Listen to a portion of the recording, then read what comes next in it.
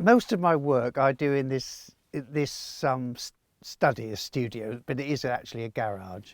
I've got a photograph of every banner I've ever made. I started making them in about 1984, so about 400 or 500 of those. Actually, I was working as an architect for Lambeth Council, building council houses, and then as demonstrations put on by the Lambeth Council and the trade unions, and then nationally within London, it was easy for me to make banners.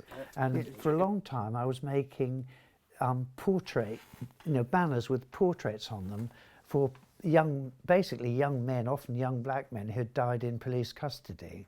And they have a demonstration every October down Whitehall to commemorate these people. That's Harry. And I'm not very proud. Because the families never this is an example of one of these deaths in information custody. about how they died. And I'm Sarah particularly proud of those actually, because they obviously have a function, and the families are proud to carry them, and they're very visual. Well, Britain is unique in the fact that people generally want pictorials on their banners. They want either historic scenes or scenes of the contemporary workplace or famous people or events, and other countries don't have those kind of big pictorial things other than religious ceremonies or processions. I mean, the mining banners, made by Toot Hill in the 19th century are sort of the most famous ones, I suppose, and they often depict the mine itself, because the miners wanted to show with pride where they worked and what contribution they were making to Britain. And that tradition has definitely continued.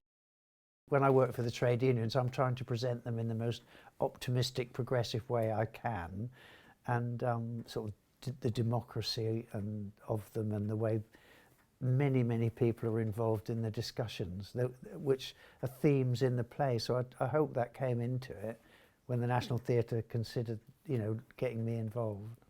My first thoughts were to make it a very green, kind of very landscapey kind of idyll, where these where the levellers and the diggers were going to settle and proclaim the land to be common land.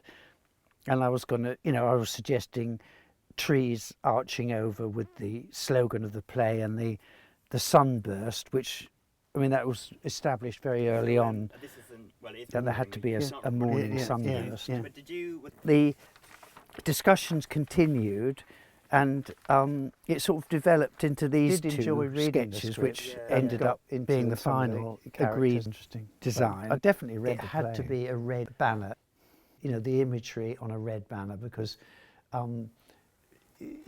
red was eventually taken up to be the workers' flag and the colour of socialism. So I think it was, thinking back on it, it was really important to have the design onto a red background. Jeremy Paxman was always talking about what it is to be English and all that kind of, that English Civil War period actually defined really what it is to be English, and the things that people were expecting, people to behave well, but they want freedom and they want political influence. Sorry.